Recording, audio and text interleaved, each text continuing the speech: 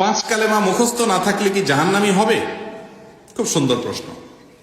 আপনাদের সবার পাঁচ কালেমা মুখস্থ আছে তো? নাই?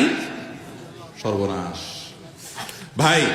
পাঁচ কালেমা কি কি আছে? কালিমায়ে তাওহীদ, কালিমায়ে শাহাদা, কালিমায়ে তয়্যিবা, কালিমায়ে তামজিদ, আর কি কালিমায়ে রদ্দে কুফর। এই পাঁচ কালিমা নামও তো ভালো করে মিলাতে পারি না, ওনার হেল্পে মিলাইছি। তাহলে বোঝা গেল যে এই পাঁচ কালিমা আলাদা আলাদা মুখস্থ করতে হবে এমন কোন বিষয় জরুরি না। এই পাঁচ কালিমার বিশেষ করে কালিমায়ে তাওহীদ, তামজিদ যা বলতেছে ঘুরে ফিরে একই জিনিস। সেটা কি?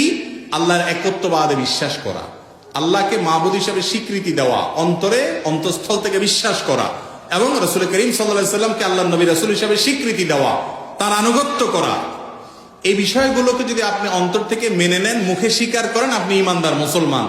এই কালিমাগুলো বিশেষ করে এই পাঁচ কালিমা আলাদা আলাদা, এটার ভাষা আরবিতে মুখস্থ করতে হবে এমন কোনো বাধ্যবাধকতা নাই, আর এটা কোনো হাদিসেও এভাবে আসে নাই।